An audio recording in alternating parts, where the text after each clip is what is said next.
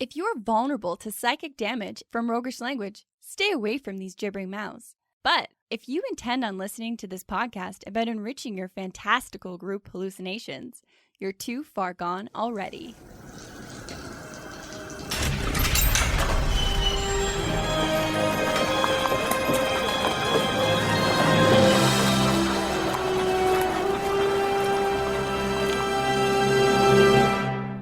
Your next game is going to be artistically combative, and here's why. In this episode, we find some answers to how can we use martial arts to add depth to our characters and game worlds?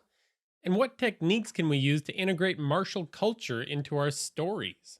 And how is James Mendez Hodes changing the gaming world right now? Welcome to the Hook and Chance podcast. I'm Jordan. And I'm his brother, Travis. So our topic this episode is pretty fascinating, I think. At its simplest, it's about martial arts in your games. But we're going to go a lot deeper than that. If you're like us, you probably don't know a ton about martial arts. I'm kind of a martial arts dummy, really. I think the whole standing and moving kind of really turned me off of martial arts when I was a young child. That's all it takes to turn you off of an activity. If you have to move. That sounds sweaty. I don't want to do it. Yeah. But what I am interested in is I'm always looking for ways to make my games more rich and meaningful and interesting. And this is sometimes overlooked when portraying martial arts in RPGs, is they kind of become one-dimensional. Oh, completely, or overlooked entirely. So that's why this subject of martial culture came into our awareness. But, like we said, we're definitely not the experts, so we invited somebody that knows arguably the most about blending martial arts and martial culture into our tabletop games. The center of that incredible Venn diagram is our guest today, James Mendez Hodes, who's an incredible writer, game designer, cultural consultant, and martial artist. Now, it would actually take the length of this episode to list his accomplishments and works in these areas, but to give you a super brief sampling, he's a writer and game designer behind Thousand Arrows, a tabletop role-playing game about samurai warfare, drama, and tragedy in the Japanese Warring States period that not only gives us a completely original gaming experience of playing powerful characters, but also teaches us how to engage with historical or cultural games that have settings that we don't know much about. He's also a senior developer of the official Avatar: The Last Airbender tabletop role-playing game, which is currently exploding Kickstarter right now. So get your grubby little mitts in there. He also writes an extremely insightful and helpful blog, mostly revolving around the philosophies that guide a lot of his cultural consulting work. It's really, really brilliant, and it's helped Jordan and I extensively. Yeah, it's actually changed the way I think about certain elements of role-playing games. So he's bringing together all of that experience today, along with his education that spans religion, dance, English literature, and Eastern classics. And with it, he's going to help us play great games. Thank you so much for joining us today, Mendez. What's good? Thank you so much for having me. So you've got so many projects on the go right now. What are you working on literally today? Literally today, I was doing some cultural consulting for Magic the Gathering and also for Jackbox Games. All right. Jackbox Games. I cannot reveal to you the true nature of the I literally can't reveal to you because there's like many games on a given Jackbox game. And I just look at so many prompts that the spreadsheets just kind of blend into each other. They're mostly funny. That much I can tell you. I would imagine the back end of that looks pretty wild. Not nearly what we see as end users of many Jackbox games in this house. Just rows and rows and rows of jokes.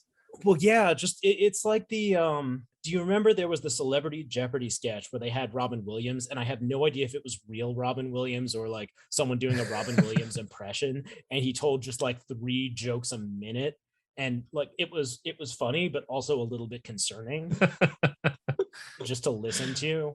R.I.P. the great Robin Williams. But yeah, that's what scrolling down through all of this stuff is like for me. I can only imagine. It's like Neo with kung fu getting played through his head, Sure. but with humor from people who are much funnier than me. That's a delightfully strange experience.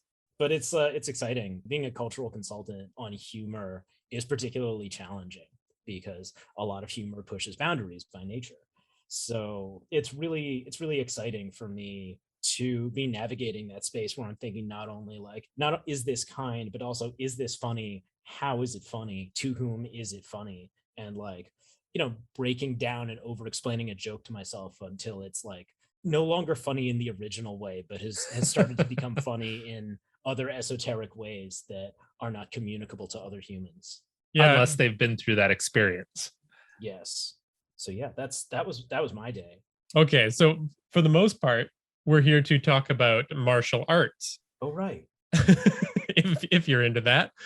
You've got some styles that you've got a lot of experience and practice with. Yes. But what I am most curious about is that you're down to spar with pretty much anybody from any style, right? Yes, I am. Unless you're from an evil style, but most of those are legendary and turn out not to exist. And then actually, no, never mind. That's not true. If I found out that someone practiced an evil style, I would not be able to resist just out of sheer curiosity. So wait, what is an evil style? Like if it was practiced by an evil wizard originally. Oh, I see. Okay. Okay. Yeah. I thought it was a real thing for a moment, but no, so that it is a real thing. Like one example is white eyebrow boxing, which is a Chinese style. It comes from the Shaolin, that constellation of styles, and it's traced back to the white eyebrow. He was a Shaolin monk, but he got interested in Taoist black magic because apparently that's a thing, and was implicated in one of the many destructions of the Shaolin temple. wow. You just blown my mind. So the white eyebrow, he was implicated in the destruction of the Shaolin temple. I think that was around like late 1500s, early 1600s, that particular incident. It was not forbidden for Shaolin monks to study other religious or spiritual or magical traditions. Shaolin was a great repository of many different kinds of knowledge, martial, medical, scholarly, etc., etc. So the fact that someone was interested in Taoism was not at all a problem, but then Taoists also, in certain periods in Chinese history, Taoism was derided by many other philosophical schools as being sinister and underhanded. And the like esoteric magical traditions of Taoism involving like internal alchemy and that kind of thing had a bad reputation, which was probably mostly undeserved. But in a time period when there were many, many different competing philosophies, it became kind of a big deal. So the white eyebrow was whatever form of Taoism he practiced, it was the most evil one. He ended up founding a style called white eyebrow boxing, which is supposed to be similar to tiger style. But the other interesting thing about the white eyebrow is that he pops up several times in Chinese history, but the times in between when he pops up are far, far too long for one human lifetime. So there's a couple of different ways we could interpret that. One is that different people have assumed the mantle of the white eyebrow at various different times in history. The same way that like if you were like a rebel in like Judea around the year 0, you would call yourself the Messiah. It was just what you did. So that's one possibility. Another is that he is reincarnated into these different bodies. And the most interesting to me is that he actually achieved alchemical immortality. Okay. This is legit. If that's not true, then I don't care if it's not true, because Because it's the most compelling of it's all. absolutely the most compelling. As we're going to discover during the course of this interview, the next question I would want to ask is, well, do people who practice white eyebrow boxing, do they tell that story about themselves, or is that only a story that other people tell about them? Because if it's only a story that other people tell about them, then I'm a jerk for perpetuating it. Personally, though, if there were an evil wizard in my style, I would absolutely exaggerate that story as much as possible because it's awesome. Well, yeah, of course. Yes. You have to. What are you going to downplay the interesting parts about your style? Yeah. No. Yeah. We're just ordinary folks. Yes. Get rid of the mythology. Yeah. Wow. So you haven't fought anybody of the white eyebrow boxing style yet, but you're open to it, No. is what you're saying. Yeah, I will happily fight anybody. I'll fight slowly and safely because when I meet random people at a convention or when I'm visiting a friend, right, I'm not just like flush with pads and boxing gloves. So, we have to go slowly, like 60% speed. We'll take it slow. We'll try not to speed up too much under pressure. We'll go slowly, but for real. So I do this for a number of different reasons. Primarily because it's fun and because it's an awesome way to connect to someone who you've never met before. There's that scene in Matrix Reloaded where Neo like fights a random dude in like the entryway to an office. And then the guy's like, you never truly know someone until you fight them. And I always thought, well, this is a ridiculous Asian stereotype. And then I started doing it. So I guess I'm not allowed to make fun of that dude in Matrix Reloaded anymore. But when I meet someone, I try to fight them in their idiom. And if there's no particular idiom where we have a huge amount of crossover, then I default to this like, all right, well, let's just do whatever we want at 60% speed and just try to have fun. And we'll learn something. Like that's the goal in those situations, is like, let's figure out how this style works essentially. Yes, exactly. Well, Jordan and I look forward to challenging you to a slap fight or Okay. some variation of that when we Slap, when we we slap eventually fights meet. are, I've been in slap fights. I think that's legit. about the only one I would feel even remotely confident. I watch a lot of sumo wrestling, which is often technically a slap fight. Okay. I was gonna say we have a bit of our own form of combat, which is spoon fighting. Ah, yes. We would spoon fight with each other growing up. Like fighting while you're spooning with each other. Well, like Because that nowadays they just call that jujitsu now. That's just Brazilian jiu-jitsu. No, you take a spoon and you put your thumb in the hollow of the spoon and you use it very much like a shiv. Oh, okay. Got it. All right. Yeah, all right. We'll do it. We'll do it. It's blunted. It leaves really wicked welts, but it's not going to break the skin. So it's great for 10-year-olds to Cool. gouge at each to other. learn how to fight with metal. Nice. Yeah, no, that definitely sounds like relevant to my interests. Okay, well, now that we've settled the terms of our duel, we're hoping that you can share some thoughts around how to use martial arts in games more intentionally, which obviously we are very unfamiliar with. So we're really looking forward to hearing what you can teach us in the strategy stateroom. Definitely.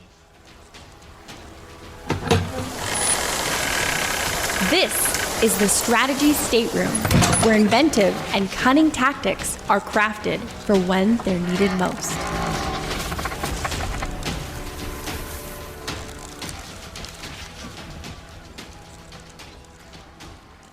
So when we were preparing for this episode with Mendez, we came to the conclusion that there's a few main points that we're going to cover. The first is it's not just monks when we're talking about martial artists in our games. The second is that martial arts are social skills. And the third is to diversify your inspirations. So let's get into that first one. It's not just monks. If we're familiar with D&D, which Travis and I are, that's the first thought we have when we're learning about this whole world of tabletop role-playing games.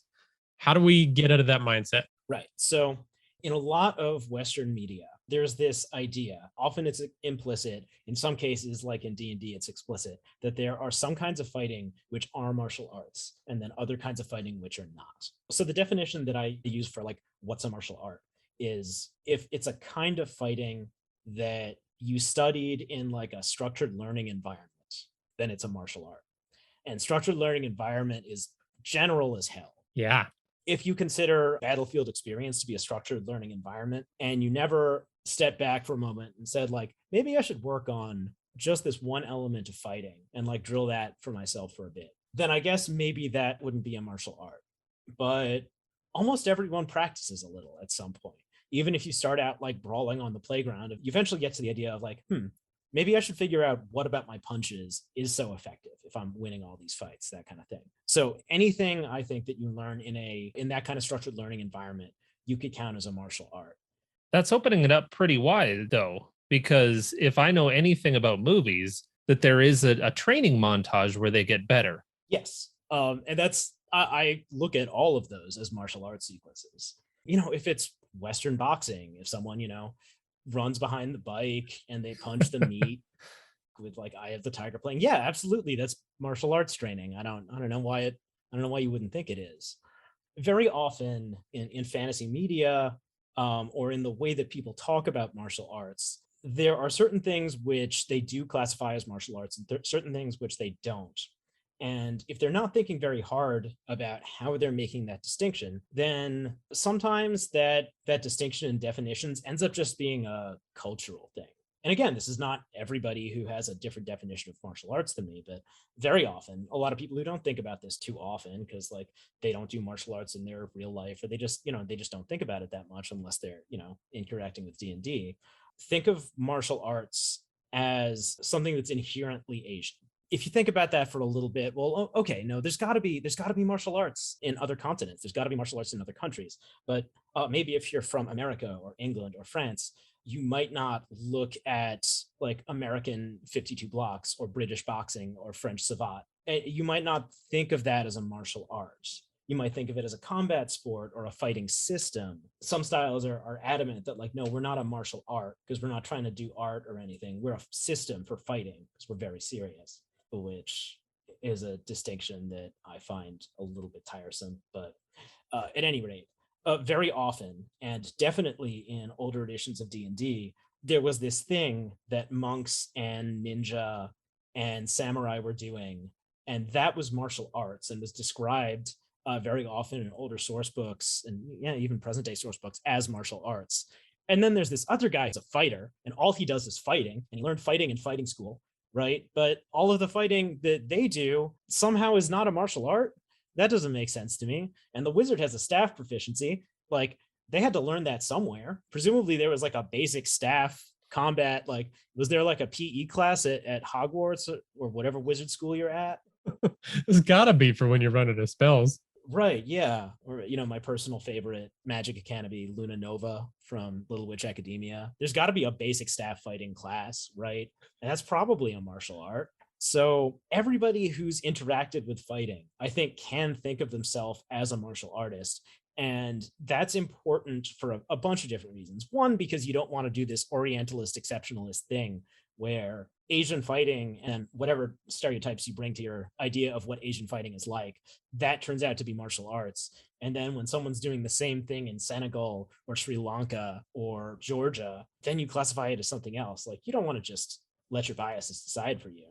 The other great thing about seeing everything as martial arts and seeing all of these different styles across the world as martial arts is that it leads into the next point, which is that martial arts, among the other things they are social skills.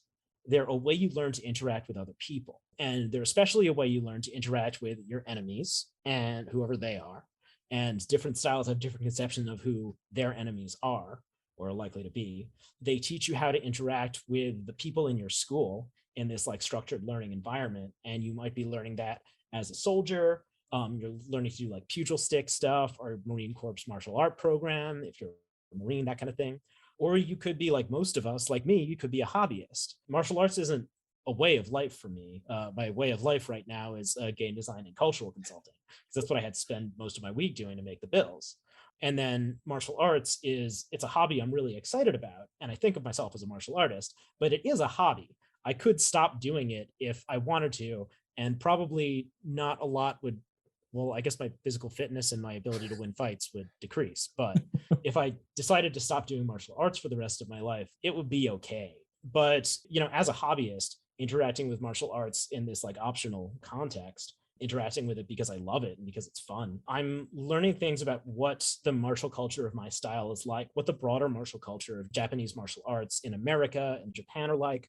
I'm learning the differences in what training's like when I'm at home at my dojo in New York versus when I go to the headquarters, which is near Tokyo. And then when I'm doing a different martial art, if I go play capoeira or I do wrestling or something else like that, then there's a whole different martial culture that those contexts have. So to interact with all of these things, I had to learn social skills. The thing that makes me excited about fighting strangers like we've been talking about is that it's a social interaction. It's an opportunity for me to learn what someone else's martial culture and martial expressions are like. That's as exciting to me as like talking with a stranger about a hobby that they have or what their work is like. Well, what strikes me as interesting when you're talking about how all of these different places, you have a different set of social skills that are kind of at play when you, even within the same discipline. Mhm.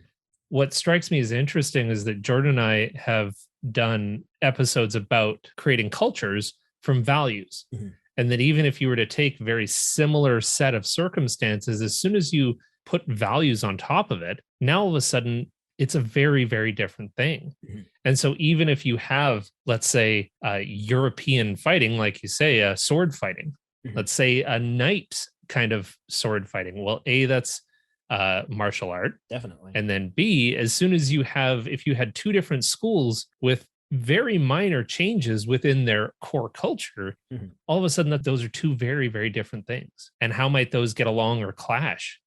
Exactly. And this isn't martial arts aren't like exceptional in this way. If you were learning a dance form, I mean, I do a martial art that's also a dance. I play capoeira, and then there's other martial arts from Africa, Georgia, India, which also have dance components in them.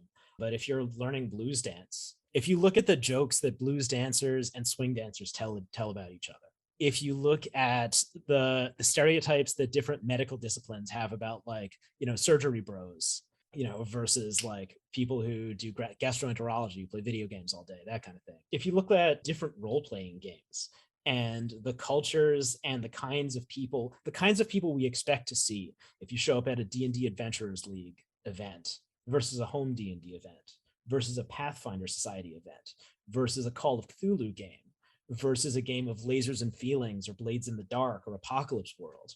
We have ideas about the kinds of people who show up at all of these things and the different cultures that each of those things have.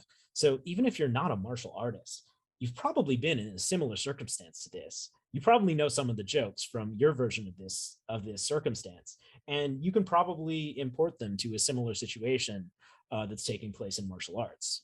Totally. You're basically saying if you have a hobby, you understand this concept to some degree. Yeah, From an outside perspective, and from what you've said, it seems like it's a much more personal experience to meet somebody and get into martial arts with them than to just have a basic conversation. And I don't mean basic in any kind of insulting way, but just if you meet someone for 10 minutes, you're not going to get that deep into conversation. But if you do martial arts with a new person for 10 minutes, you're going to what?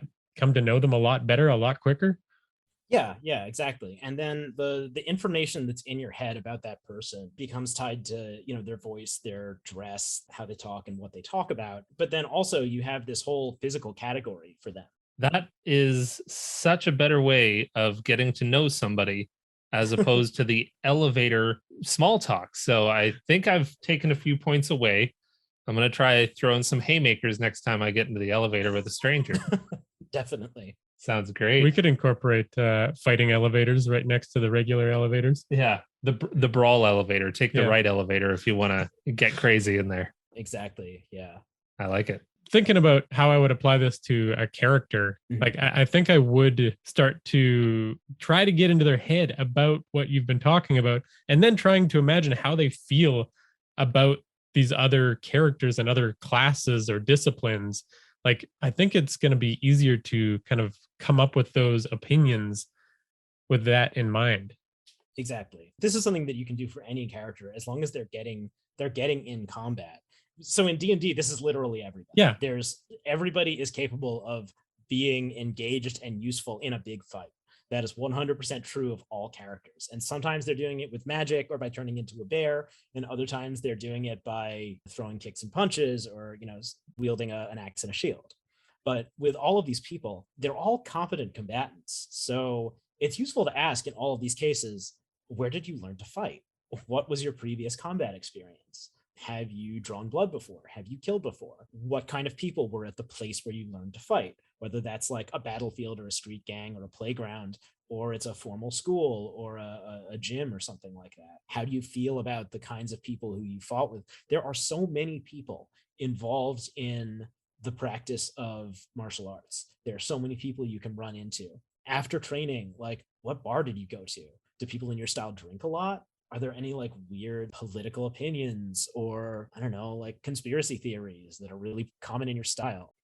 What's really interesting to me though is that the only time that you ever see this in D&D currently, or at least this has just been my experience, is the opinions that say uh, full fighters have of magic users, or vice versa. Is they'll say, Mhm. "Oh, I don't trust that kind of fighting.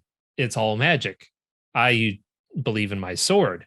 But realistically, like you said, this can have implications on any party dynamic. Definitely. And you know, in the case of like wizards versus fighters or something like that, the idea of completely mistrusting someone because they fight using a different weapon or a different medium, let's say, than you do. That's a little weird. I mean, that would be like if you were in the infantry and you just didn't trust anyone in the artillery. I mean, I would see it because every single time I've ever seen artillery in any kind of like battlefield style movie, the Emperor always asks the artillery to fire on the infantry, even on your own side. That's not how it works. There's always that double cross of yes, fire on our own men. It's fine. Yeah, or someone calls in the airstrike Yeah. on their own position, and Yeah. that was very brave of them. And I think, like, you know, again, if you look at again the stereotypes the different branches of the military have about each other, they're much more interesting than complete mistrust. Yeah, just go like read Duffel Blog. It's like the military version of the Onion. It's all about like jokes and stereotypes different branches have about each other. There was one that was like Air Force Search and Rescue is now not rescuing anyone who has not also accepted Jesus as their personal savior. Because there was a stereotype that everyone in the Air Force, or a large proportion of the Air Force, was evangelical Christians. Research it, like figuring out what the joke was there as someone who has not and never been in the military, just took me down this whole interesting research hole into, yeah, martial culture. That's absolutely wild because like already I've learned about so many subcultures from this one conversation that who would guess that those exist? But Yeah. I can absolutely create those within the world or the character that I'm building. Yeah, even if it's just where did you get your dagger or your staff proficiency? Like that's still something. That's still, there can be a story behind that. And I just think like not thinking about that aspect of your character, it's like not thinking about their family. Yeah. Just being like, yeah, I just taught myself to fight just by swinging a sword in the wilderness until I was good at it. That worked for Miyamoto Musashi and nobody else.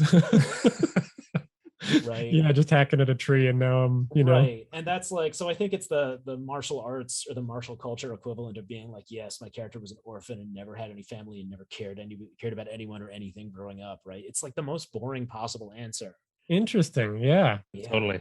I've sworn off ever making. I'll make adopted characters. That's different. But like characters who have like no family whatsoever, I don't do that anymore. It's not interesting.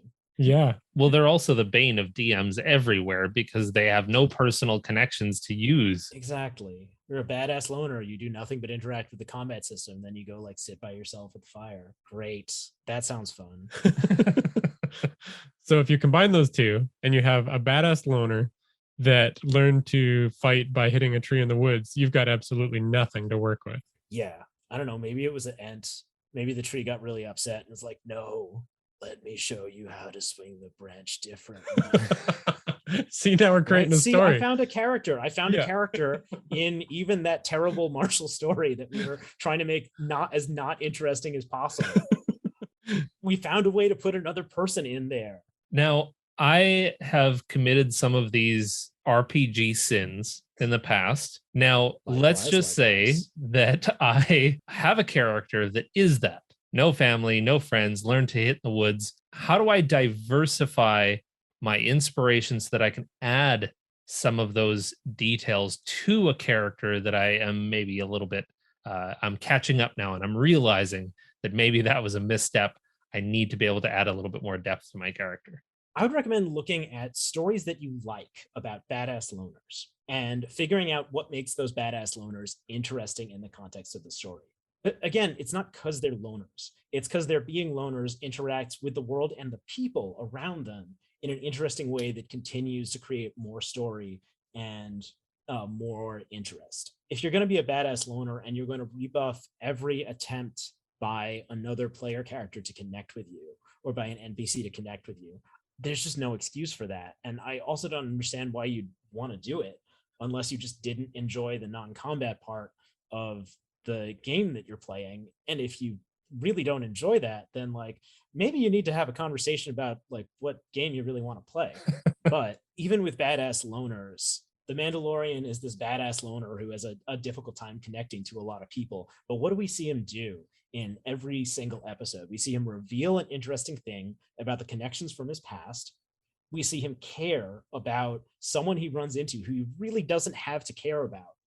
Maybe he doesn't even want to care about. And then he ends up taking care of them. Or needing their help to overcome a problem. Exactly. Right. So they're not thinking of this guy as like, I'm a badass loner. I'm going to rebuff all connections. It's, I'm a badass loner and I'm going to find a way to use that fact about myself to make every human interaction, alien interaction, droid interaction I have interesting.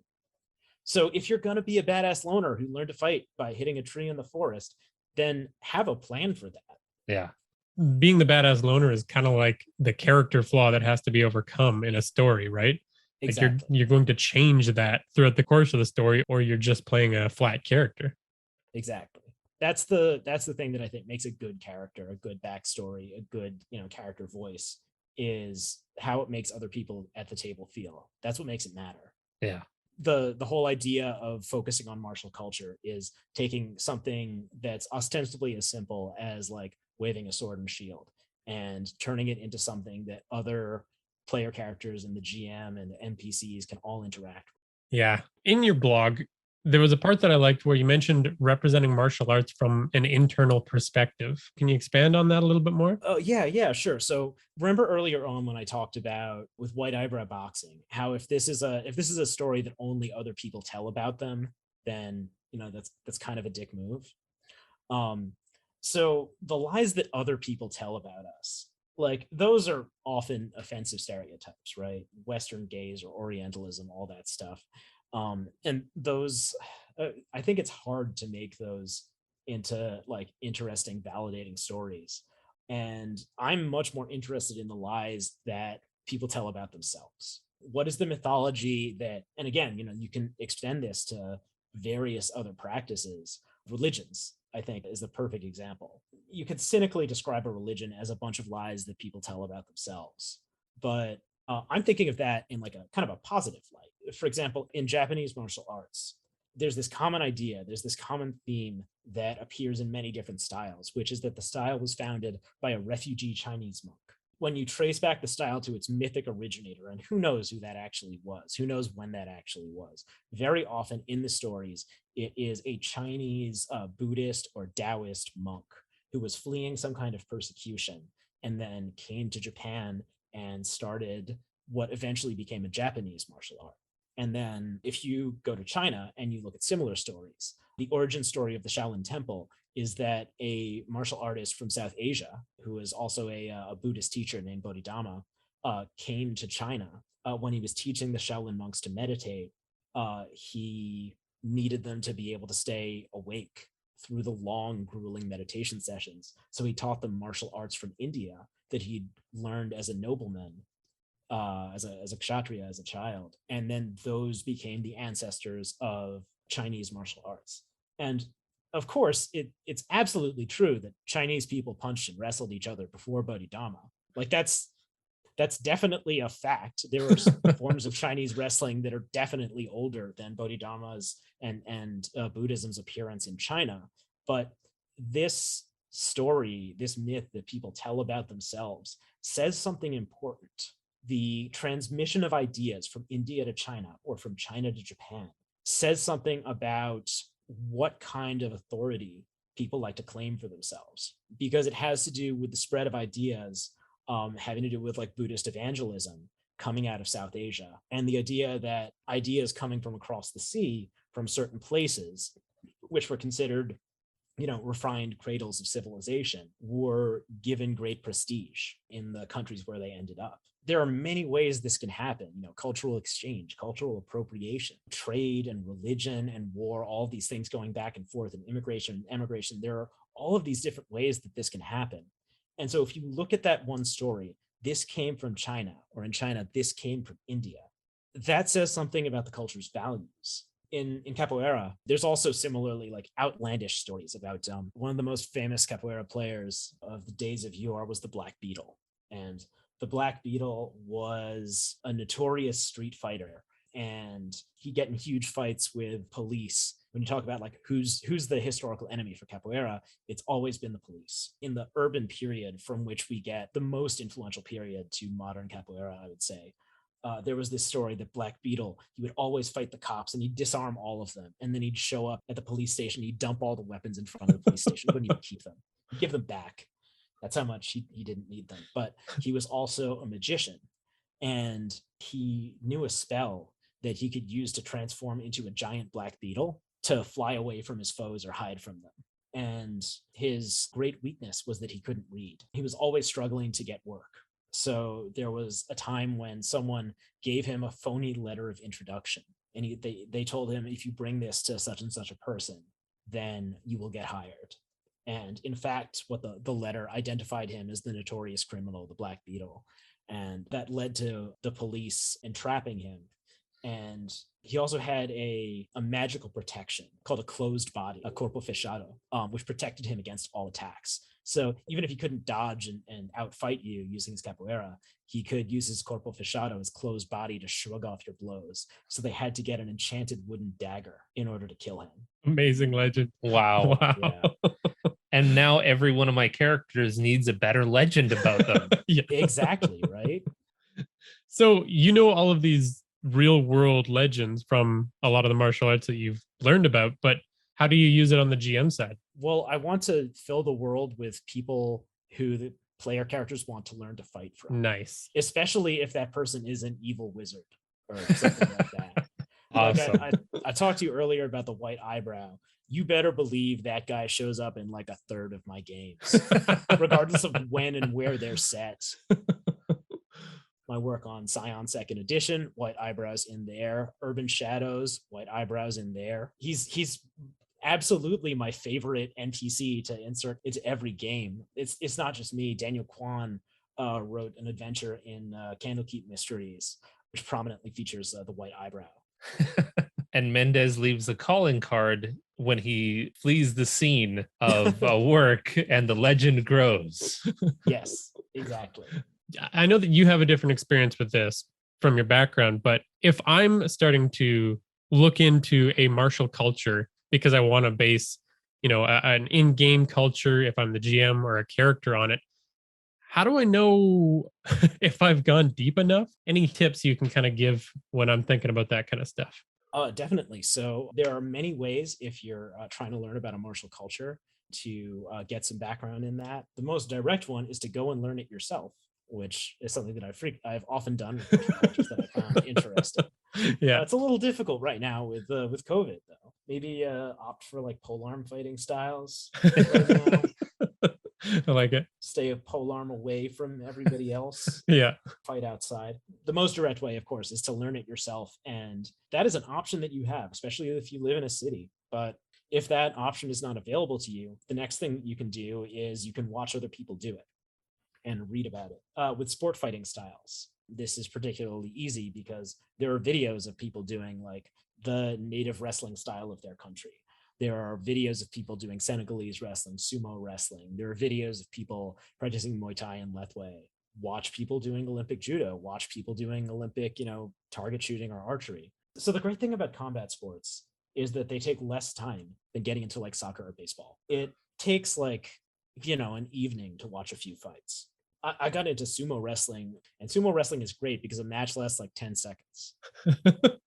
Whenever there's a tournament, you can watch both divisions in like hour and a half max, both top two divisions. And they have them with English commentary on the NHK Japan website. So sumo was really easy to get into, and it's also really easy to figure out what's going on. Oh, that man fell down. I guess he lost. Oh, they fell down at the same time. Guess the judges have to argue about it. That's about as confusing as it gets. But it's really easy to follow.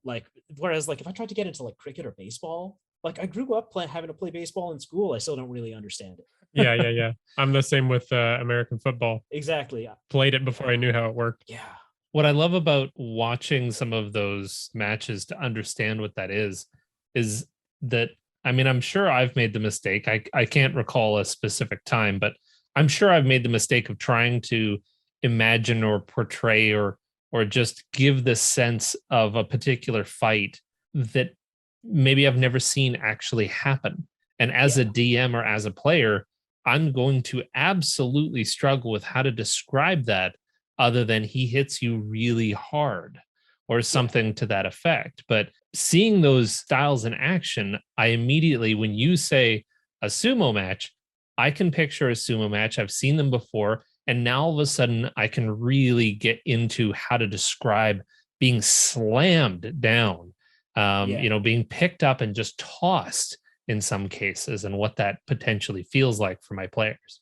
Exactly. Yeah, and it only takes a little bit. So if somebody out there listening is about to dive deep into some of these martial cultures, James, what would you like somebody to make a game about so you can play? I need a sumo wrestling game. Like there's great pro wrestling games out there. Those are awesome. Next time I play a pro wrestling game, I'm probably gonna play one of those, like a guy like Akebono, a sumo wrestler who went to pro wrestling after. But I would love to see a game about like any of those like competitive like wrestling forms. Senegalese wrestling, sumo, judo, and then like other things that are more culturally specific. Like I was writing a gothic, like a vampire theme adventure, and I ended up like I went down a YouTube hole watching like the traditional wrestling form from Romania. It starts Okay, with a yeah. T. I don't really know how to pronounce it, but it was really cool. And comparing that to like the wrestling that I did growing up, that was really interesting. So I would love to see games about that. I also would love to see a game about people who do historical European martial arts, like now. Like many of those people are game designers. I feel like if I walked into a HEMA class and I was like, "Who here has made a role playing game?" All hands would go up. Or yeah, well, at least Jake Norwoods would. But yeah, like I definitely want a game about the people who do historical European martial arts today, because those people sound really interesting. That martial culture sounds fascinating, and I do not know it.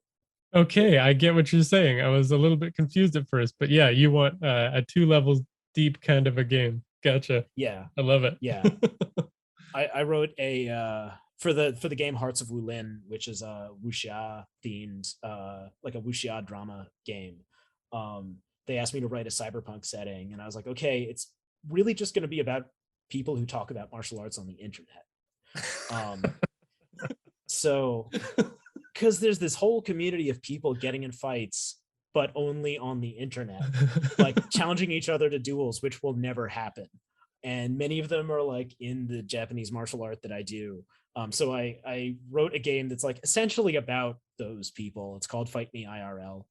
Um, and it's about how urbanization and cyberpunk and the internet and social media are going to change what it means to be a martial artist. That's fantastic. You're making me think, yeah, internet trolling is a martial culture, I guess. Absolutely. Yes, it definitely is. Once you start seeing, if you start reading martial arts like feeds or like Facebook groups or something like that, there's like genres of memes, martial arts themed memes. There's like people who will show up in every argument and say the same things, like 80% of fights go to the ground, or but will it work in the octagon, or but will it work in the street, or my style is too deadly for competition. Yeah, that would be pretty easy to port into a game. You've got I mean, the martial cultures or classes that every other class just thinks is a joke that kind of exists. Yeah. Yeah, that makes me wonder, like, do people make fun of the College of Swords? Like the Bard Yeah, College of Swords? exactly. Like, I know they make fun of it because it's like suboptimal, but like, do they make fun of it in character also? Yeah, Yeah. it'd be fun to bring over all of the meta conversations we have about the mechanics into the different cultures in the game. Exactly. My Bard character is a College of Swords Bard. She's where the College of Swords is specifically the Wu-Tang Clan. Oh my god. Wonderful. Okay, let's go over to the hero stage where we can learn a bit more about you, Mendez, Yeah. and we're going to start with you explaining how how that intersects. This is the hero stage, where fantastic folk have a spotlight turned to them to tell the tales of their adventurous lives.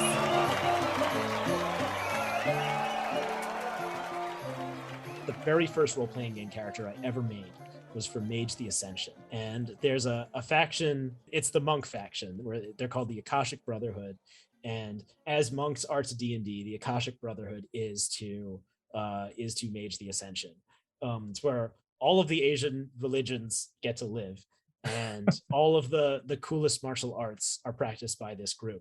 So when I was making my first character, I was like, all right, I want to make a rapper. And originally she was in a different tradition in the game, but then I was also listening to a lot of Wu-Tang at the time. And I was like, well, wait a second. What if everything the Wu-Tang Clan says about themselves is true? So that led to the idea that the Wu-Tang Clan, the rap group from Staten Island, and the Wu-Dang Clan, the Taoist priesthood based out of the temple complex in the mountains in China, are in fact the same organization. So she's a Taoist priest and a battle rapper.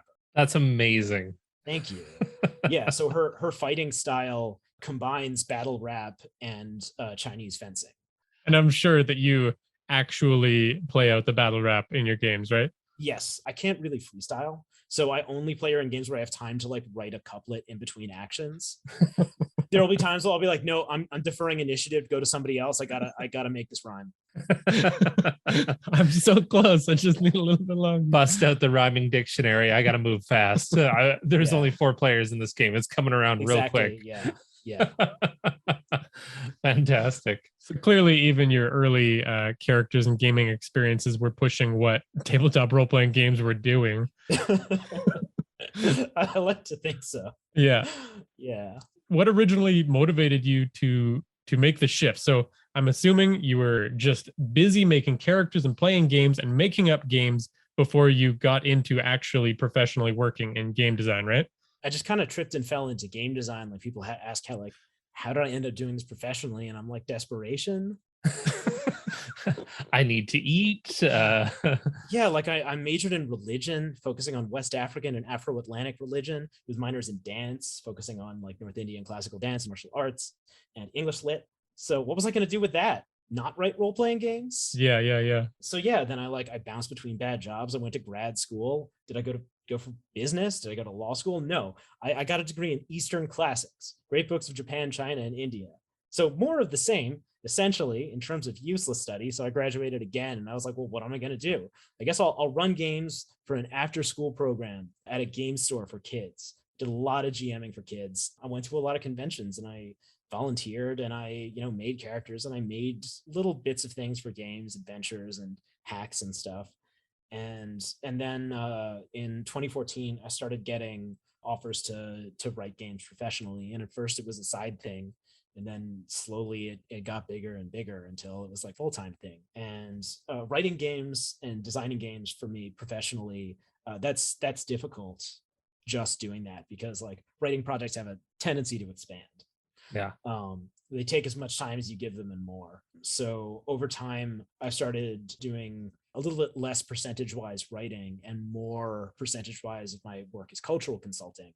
And that's like a little bit more sustainable for me, because I'm a very collaborative person. I like helping other people make their dream a reality. And that's even more exciting to me than like making my own thing. When I realized that like the biggest impact I can have on this industry is probably having people hire me to tell them how they're racist. and we need it. We do. And for a lot of people, the idea of doing that for a living just is just like soul crushing. Like they're reaching for a drink just like saying that. But like for me, I found that it was exciting and invigorating. I never thought I'd get to a place where I was using all of my useless degrees every single day at work. But here I am. And it came full circle, and Mendez shoved it in everyone's faces along the way, who said those degrees are not going to get you anywhere. My mom is super excited that I have this job. She doesn't really understand a lot of what it is, but were there any challenges? Like, it sounds like it was a pretty easy transition, but I'm sure there's a little bit more to it. No, it's financially awful to be a freelancer. Yeah. if I lived in a country with like universal basic income, like a social democratic welfare state, there's a reason that all of the most advanced role-playing games come from Sweden. But yeah, for me, that was like really, really difficult. It's, it's tough to get health insurance. It's tough to do freelancer taxes and pay your own self-employment tax. And like every chance that I get, I doomsay about this topic because yeah, people always come to me and they're like, oh, you do what you love, but for work. And I'm like, that's not necessarily a good thing. You need to be a very specific kind of personality to do that and still be able to enjoy your role-playing games in your free time. So if you really want to enjoy role-playing games, do not make it your whole ass income. Make it your partial ass income at most. Yeah, no, freelancing is really, really hard. It's like it's stable for me now, and that's great. It was really difficult for many years. And if I hadn't had like, friends who were more financially literate than me to like help explain this stuff to me, if I hadn't had like someone who could recommend like an accountant who understood how to do like freelancer taxes and stuff like that, if I hadn't had access to like the help and the resources that all my friends gave me, then it would have been even worse.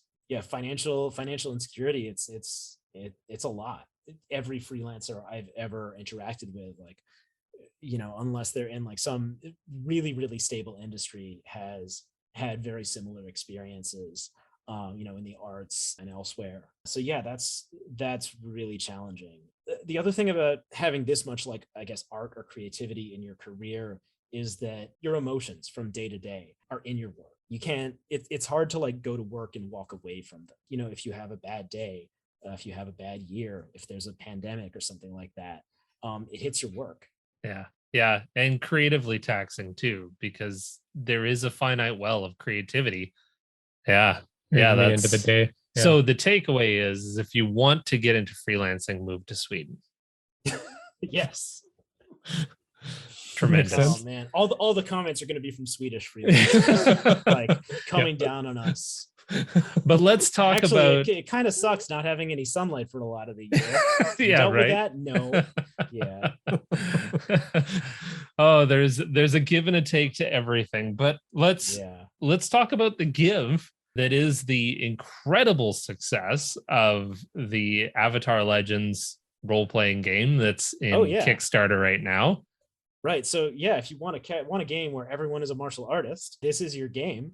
Yeah, Avatar Legends, an officially licensed tabletop role-playing game based on the worlds of Avatar: The Last Airbender and The Legend of Korra, and all of the spin-off and expansion materials and the novels and comics. This is that game. It's based on the Apocalypse World system from Meg and Vince Baker, which I keep talking about. Yeah, it's already the most funded tabletop role-playing game project on Kickstarter, and that's just overwhelming. I was saying earlier that like when I think about it, I feel like the white lady looking at math meme. The blonde lady and like her eyes are going back and forth. Like every time I look at the Kickstarter page, I feel like that. Just way too much, because it's still over 20 days left as of this recording. Yeah, all this happened in a week. I'm really excited about it. Like, I'm running play tests now. They're lots and lots of fun. One of the most exciting parts of character creation in this game is going to every individual character and saying, like, what makes your fighting style unique? What about your fighting style are you like the only person in the world, like you or you and your teacher? What about it makes you really different?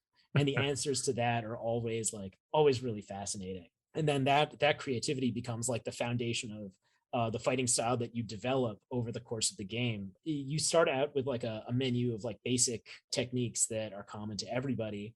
And then over the course of the game, as you level up, as you meet different teachers, your fighting style is going to evolve, and you're going to get new techniques for your fighting style based on not just leveling up, but also on like the people who you interact with. So everything that you're learning, it comes from someone. And this cultural aspect, this aspect of cultural transmission is a big part of the game. And, look at the list of, they're called legends that you could like fight against or learn to fight from. It's like all kinds of exciting NPCs from the series that who were essentially like someone else's PCs in the original material. So that adds such a cool dynamic to the game world. Like, to know that this badass character in the world is not just someone that I can fight and talk to, but someone that I can develop my own character with. I love that mechanic. Yeah, absolutely. You're not just learning from like Sokka and Katara.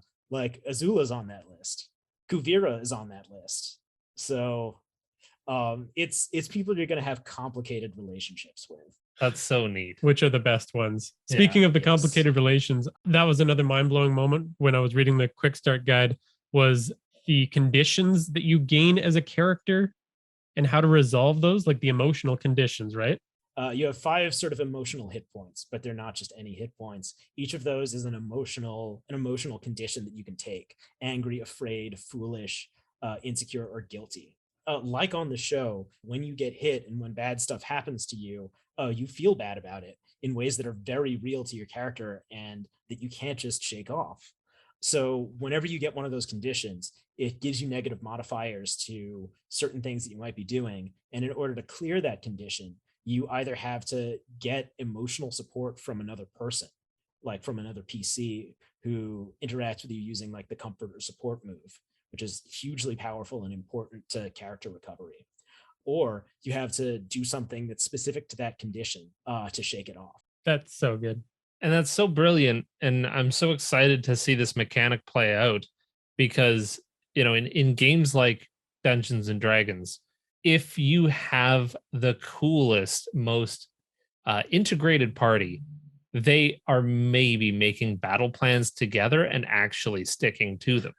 They are never getting to the place where they're using help actions. And beyond that, they are never considering this person needs my emotional support in this moment. Mm-hmm. And that is making a mechanic out of role playing. And that's so interesting to me. That's absolutely fascinating. Exactly. Well, thank you so much for taking the time to join us. It means a lot to us. You've been such an incredible resource for us silently in the background from reading your blog and hearing more about your perspectives on cultural aspects of RPGs. Like it's been hugely helpful and hugely inspirational. So thank you very much. You're welcome. I am so glad that it's been useful to you. That's the thing that keeps me going emotionally from week to week is when someone says like, yeah, I got something like, you know, I got in an argument and it would have taken an hour, but I could just link them to one article on your blog and then I could go do something else in my life, you know. Or someone's like, yeah, no, I read your article and now like this is what the orcs are like in my game. And like that always, that keeps me afloat in the hard weeks. Yeah, genuinely thank you for that. You're welcome. We'll have all of these links in the episode notes, but you can follow and support James Mendez Hodes on his website, jamesmendezhodes.com, on Twitter at Lula Vampiro. That's Lula Vampiro. Vampiro. On Facebook at lula.vampiro. And you can check out his Patreon, which is patreon.com/MNDZ. And as always, thanks to our patrons who Jordan and I look forward to fighting at some point in the future. Felix R., Chris F., I See Spiders Where There Are None, The Senate, Lucas D., Lila G., The GM Tim, Nevermore, Thomas W., Tyler G., Ty N., Heavy Arms, Eric R., Aldrost, Leprechaun, and Will HP. We're coming for you. Threatening our patrons. That's the way to do it. As always, thanks to Tabletop Audio for the sound effects you heard in this episode. You can follow us at Hook and Chance on Twitter, Facebook, Instagram, and Reddit. And you can join an awesome community of players and DMs on our Discord. Thanks for listening. And play great games. Play great games.